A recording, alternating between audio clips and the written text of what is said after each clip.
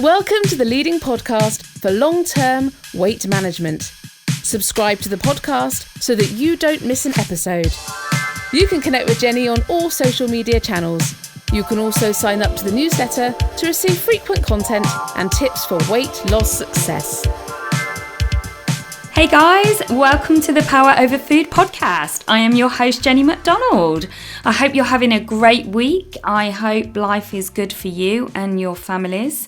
And if this is the first time you have listened to the Power Over Food podcast, please feel free and go back and start from number 1, because these podcasts do take you on a bit of a journey with changing your relationship with food.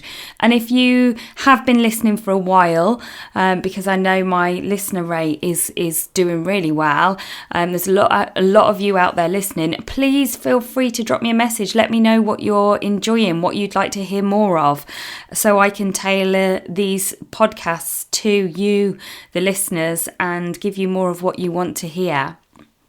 So today I wanted to talk about relationships, as I feel this has a huge effect on how we eat and why we eat and when we eat.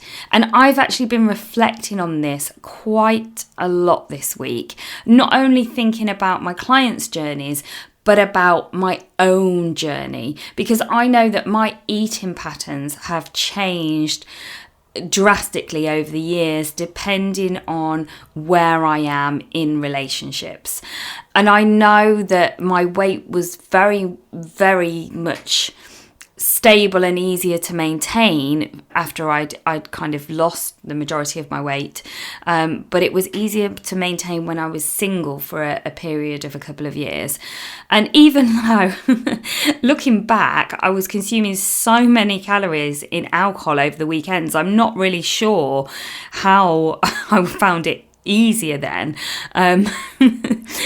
No, seriously, for me, I think maybe it was a drive to keep my weight down because I was single and obviously wanted to feel my best when I was going out with my girls and things like that. But I also think being single, it can easily go the other way, because when we are alone, living alone, sometimes life can feel lonely in the evenings, and we can look to food for that comfort, that friendship.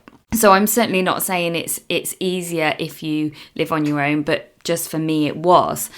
So relationships. I wanted to start with relationships with people you live with, and then we'll also talk about friendships and colleagues. When it comes to partners, often we go through cycles with our partners. For many, we meet and we want to feel our best, and we are dating and we tend to eat out a lot during that dating period, but we want to feel good about ourselves. So for a lot of people, it's a time, I know in new relationships, for me before, I've started to lose weight because I'm trying to feel good about myself to impress that new partner. And then we tend to get comfortable with each other. And often with all the couples that I've worked with, they've gained weight together as they've kind of got comfortable, I guess. Maybe they eat out more, maybe portion sizes grow.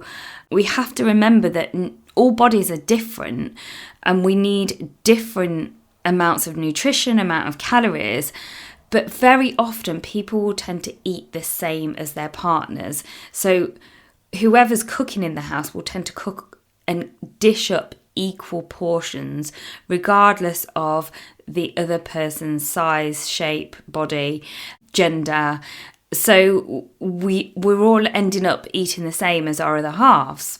First of all, I just want to give a shout out to partners, because I think sometimes they have a challenge on their hands living with someone who has a difficult relationship with food, particularly if they don't have those difficulties themselves, because they really don't tend to have much of an understanding if they are somebody that just eats to live, and it's just food is not kind of an issue. They just eat when they're hungry, stop when they're full, sort of thing.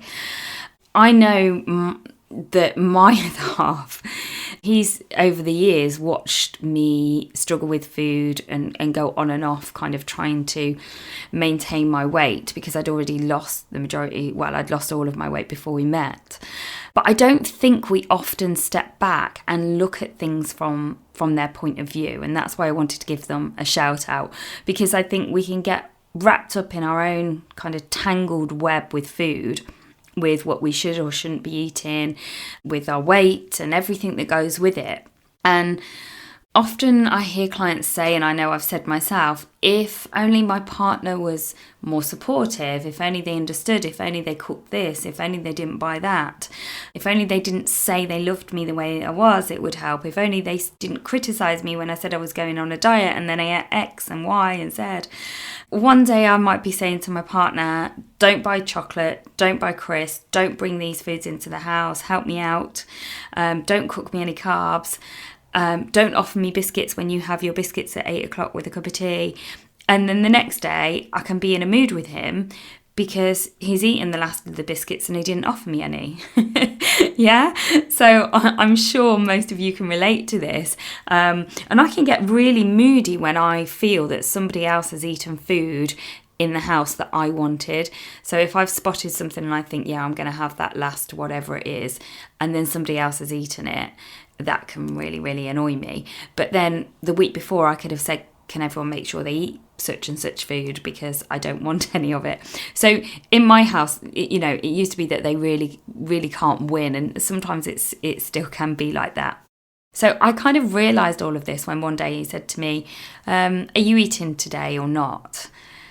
And it really kind of made me go, oh, is that how it is in his world? Is that what he sees like me? And this was one of my turning points for getting off the dieting cycle, which I talked about in a previous episode, because I realised that I was still in that cycle even though I thought I was maintaining my weight really well.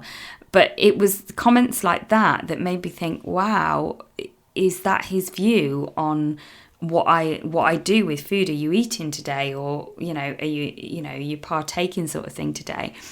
So I do think sometimes our partners, they're just doing their best to work out what we need, and they know that if we're sad, that maybe some high calorie food might cheer us up. And some days they can buy that and we can be so grateful, and then the other days they can buy it and we can be like, what have you bought me that for? I told you I didn't want chocolate.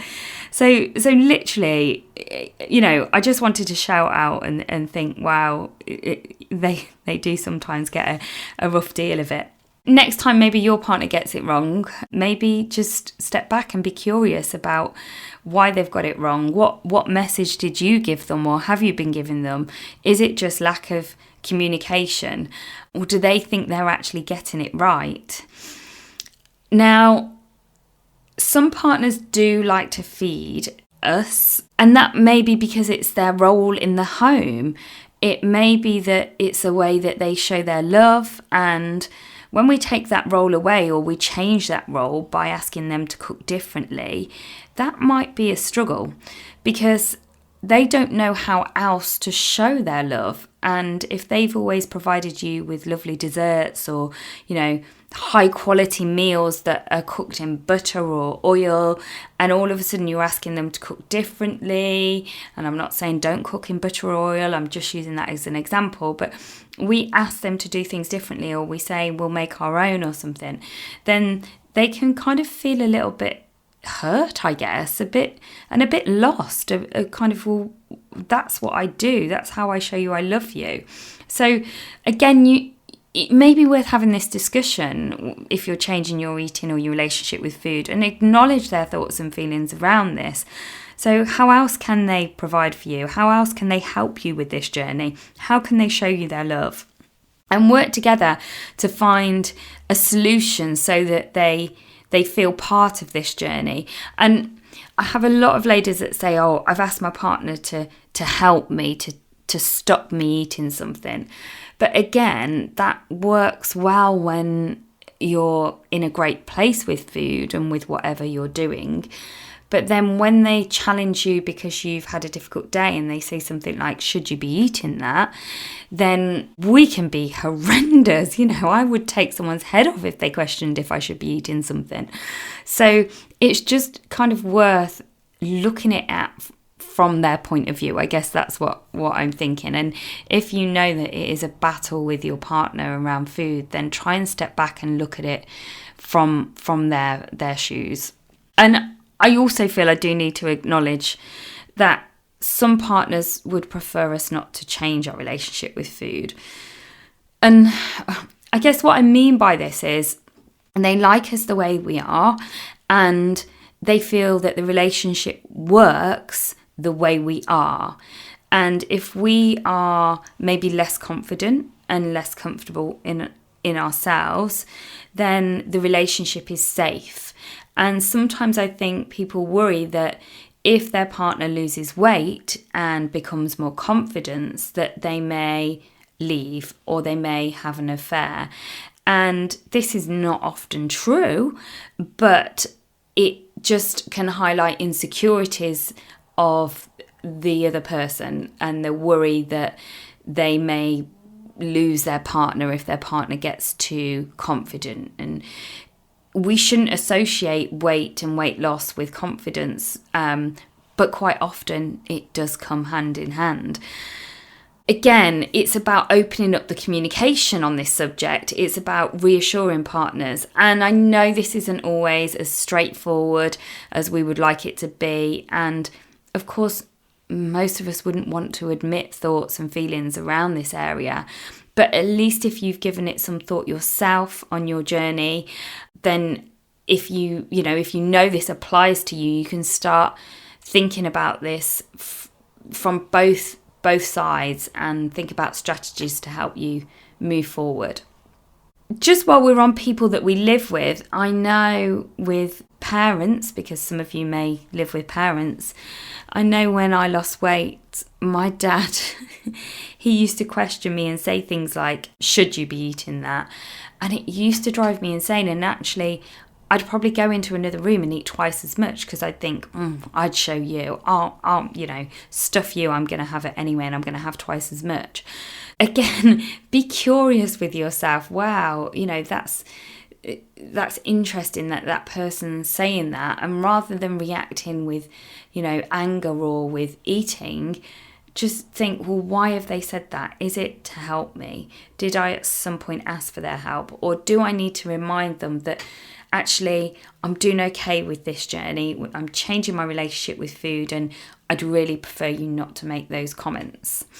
Okay, so moving on to friendships. So when you look around your circle of friends, you may find that you have a really supportive bunch that will support you whatever you choose to do. But often, and particularly with women, we have lots of people around us, whether they're friends or acquaintances or work colleagues, that are just not supportive. And that might be because they just don't understand, they haven't got a difficult relationship with food, or it might be they just have their own opinions on food and weight loss and things like that. And it can be jealousy, it can be that there's something about themselves that they're not quite comfortable about. Maybe it's their weight, maybe it's something else. And when they see in somebody else doing really, really well, that kind of makes them feel vulnerable. So it's easier to judge or criticise.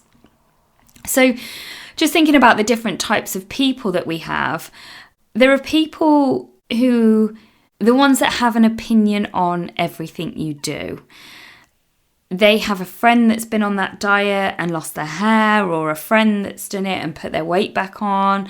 And it doesn't matter what you do, what you follow, these people will always know better. They'll always know better than you, okay?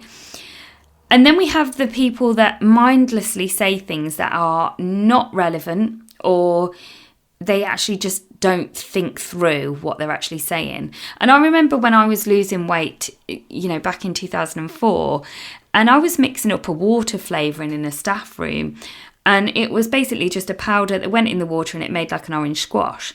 And a colleague in the staff room said to me, "Ugh, that's disgusting." And I looked at her and I said, why is it? It's just orange squash. And she actually kind of didn't know what to say, because I think she realised that she'd just made such a throwaway comment that really wasn't relevant. But it was just like something to say because she didn't agree with my diet, the way I was losing weight. But I've actually noticed that people do this all the time, whether it's about food and weight loss or whether it's about anything. People say things just to say something. And quite often they haven't thought through, they haven't really thought through what they're saying. And I'm sure I do this myself.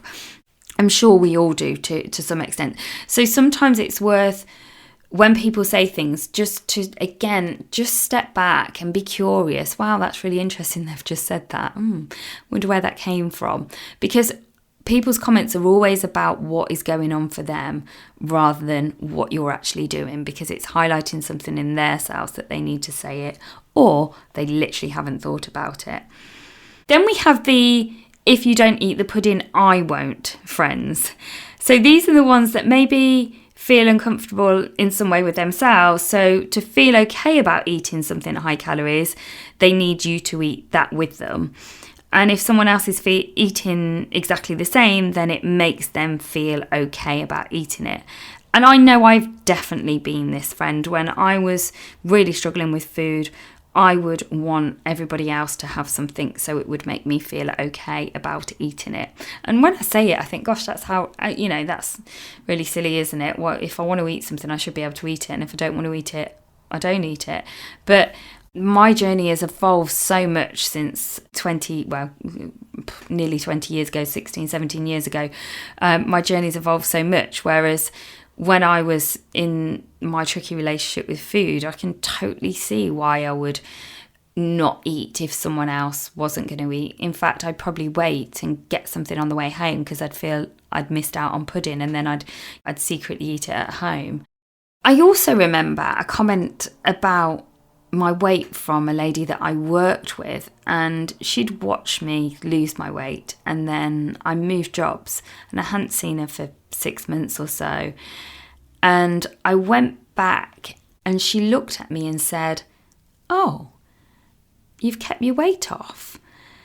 And it was like this genuinely disappointment that I hadn't regained my weight, because she just had expected me to put it all back on. And I just found that really funny, because I was like, wow, that's really interesting that you're so disappointed in me. So again, but I think she said that without even thinking. She probably just expects if you lose weight, you put it back on, because that is the standard thing that happens. So with all of these examples, the important thing is to remember that it is always about what is going on for the other person.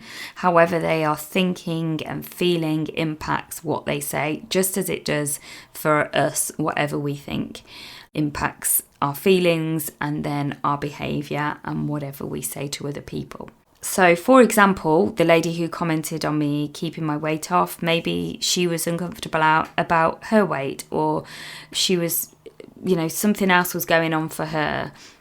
And as human beings, I guess we feel better and reassured if others are struggling. And I'm not saying that's what we should think. I'm not saying that's what you all think. But I think there is a little part in all of us that if we're feeling vulnerable about something and somebody else is finding that hard as well, then that makes us feel safer. So it's just a natural thing. And with all of these examples, it really is up to us to choose how we take it on board, because these can all really throw us depending on how we internalise what we've heard, what's been said to us. So my advice to you is, when you do receive a comment from a friend or a colleague, try to just notice how you feel. What are your thoughts and feelings that have been triggered from their comments? And just notice these and just give yourself time to work through thoughts. sit with the uncomfortable feelings if you feel uncomfortable about something someone said, and work out, why does it make you feel uncomfortable? A good question to ask yourself is, what am I making this mean about me? Because quite often when people make comments, we internalize it and we make it mean something else. And I guess in an ideal world, we would be able to just be honest with people and say, oh, really rather not discuss my weight or my relationship with food with you if you don't mind. Or isn't it really interesting that you always seem to comment on what I'm eating or what diet I'm following? But it's not that easy. I know particularly with colleagues that you maybe not be that close with, it's not that easy to just say, oh, I don't want to talk about it. And I know I literally have these conversations most days with clients about people in their offices that are making comments about what they're doing, and everybody just has their own opinions, and sometimes they just seem to feel the need to share it with everybody else. So that's my thoughts on relationships, and I hope some of that has resonated with you. Feel free to drop me a message, let me know, share your stories with me. And just one other thing before I go, this week is the end of the ladies in the Becoming You Academy, the first 6 ladies to go through the programme, and I've been getting some feedback from some of them and had some brilliant comments, and some of them just think the program should just be available without the Zoom sessions, so people just get on and work through them through the sessions, the recorded sessions. So I am making those available, and I'll be putting the link on my website shortly. So if you wanted to just get inside the Becoming You Academy and just download some lessons and work through them at your own pace, there's going to be shorter and longer courses being uploaded over the coming months for you to have a look at. So have a wonderful rest of your day or evening, and enjoy the summer, guys, and I will speak to you all soon. Take care.